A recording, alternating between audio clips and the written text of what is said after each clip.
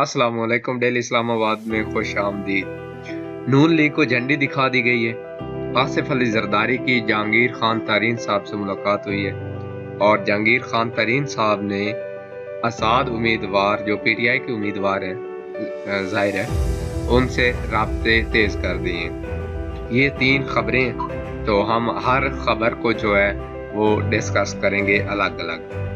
तो सबसे पहले तो नून लीग की तरफ आते हैं। नून लीग को झंडी दिखा दी गई है। जिस तरह मियां नवाज शरीफ साहब लंदन से आए थे वजीर आज़म बनने का ख्वाब लेकर और उनका इस्तकबाल जब हुआ तो ऐसा लगा कि शायद मियां साहब जो हैं वो बतौर वजीर आज़म ही यहाँ पाकिस्तान आए हैं और उनका जो है ना सीट पक्की हो गई है। तो अब जो 2-4 दिन से इस्लामाबाद के हालात हैं और यहाँ की जो खबरें हैं जुड़वा शहरों की, उसके मुताबिक लग रहा है कि नून लीग को झंडी दिखा दी गई है।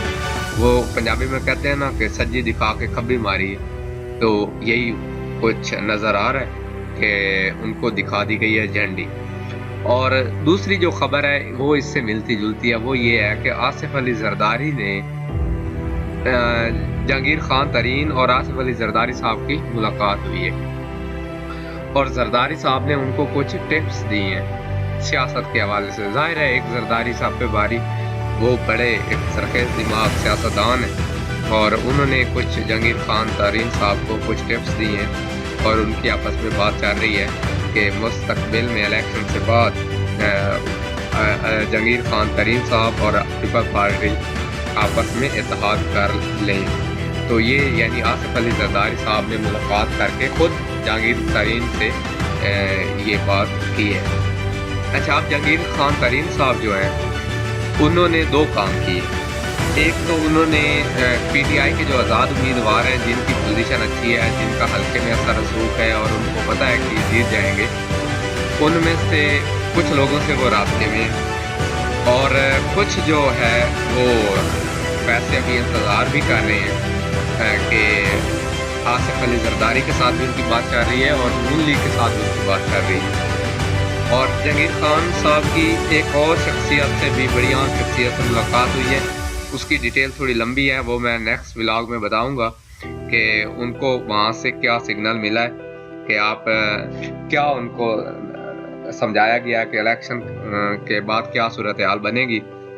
तो यानी किसी हो सकता है आसिफ अली जरदारी को इलेक्शन के रिजल्ट का पता ना हो और नून लीग को भी रिजल्ट का पता ना हो, लेकिन जहांगीर खान तरीन ने इतना पेपर वर्क किया हुआ है कि उसको सब पता है कि क्या होना है।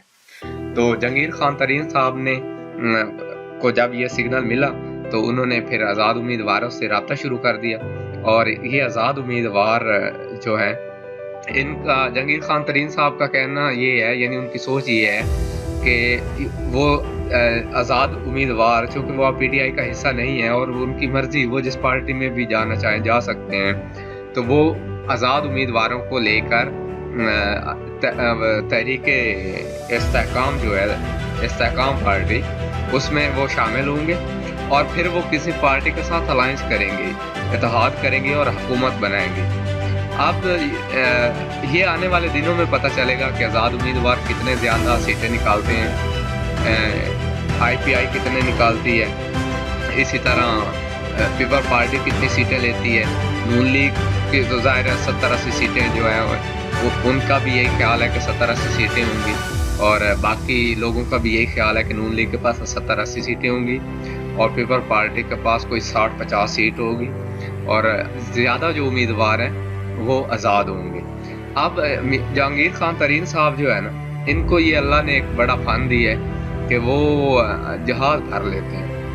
अब जहांगीर खान तरीन ये तो पक्की बात है कि आज़ाद उम्मीदवारों को कायल कर लेंगे और वो अपने जहाज़ में उनको बिठाएंगे, लेकिन असल सवाल ये है कि फिर वो किधर जाएंगे। आसिफ अली जरदारी बिलावल हाउस जाएंगे या वो जाती उम्रा लाहौर जाएंगे। अब ये तो सवाल जो है ना ये बड़े आम सवाल है।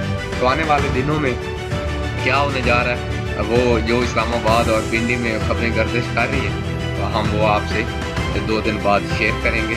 अभी तक के लिए यही 3-4 चीज़ें थी जो मैंने आपसे शेयर करनी थी। पाकिस्तान जिंदाबाद।